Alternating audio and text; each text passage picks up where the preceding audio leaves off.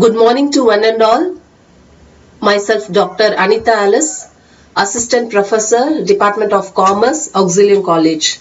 My topic for the micro teaching is holding company and subsidiary companies. Why holding company method of a business combination has given an importance in the industrial frame is nothing but this holding company method of combination facilitates creation of closely linked group of companies with the interest in mutual well-being. Therefore, acquiring control over companies has become a favorite method to build up an industrial empire. The outline is holding company, subsidiary company, capital and revenue profit, minority interest, cost of control, consolidation of balance sheet. Holding company is nothing but a company which has a control over another company. Either it controls the composition of its board of directors or holds more than half in nominal value of its equity share capital. Subsidiary company is a company which is being controlled by another company.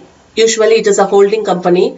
For example, when A Limited has 75% of investment in B Limited, A Limited is considered as holding company, B Limited is considered as subsidiary company, that is B Limited being controlled by the A Limited.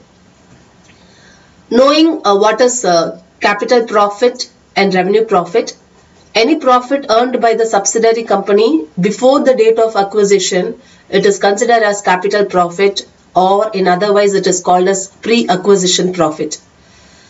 Whereas any profit which is earned by the subsidiary company after the date of acquisition is considered as a revenue profit. In otherwise, it is called as post-acquisition profit. The minority interest to be known.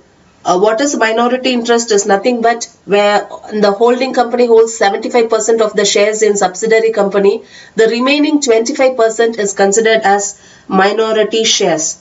That is, the shares being represented by the outsiders.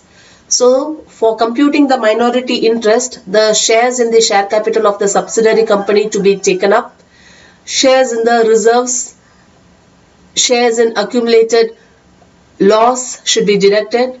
When there is a proportion shares in the profit or loss of the revaluation of assets to be considered. The cost of control constitute an important criteria.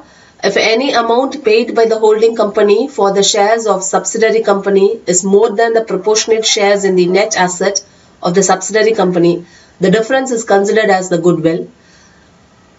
Whereas, if the amount paid by the holding company for the shares of subsidiary company is less than the proportionate shares, the net asset of the subsidiary company, that difference is considered as capital reserve.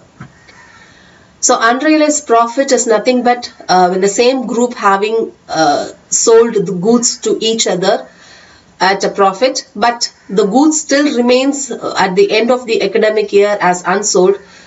Those profit has to be eliminated preparing consolidated balance sheet.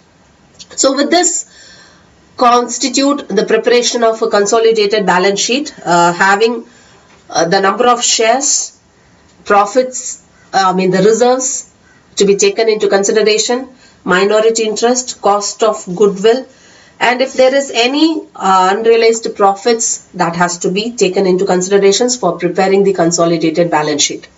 Thank you.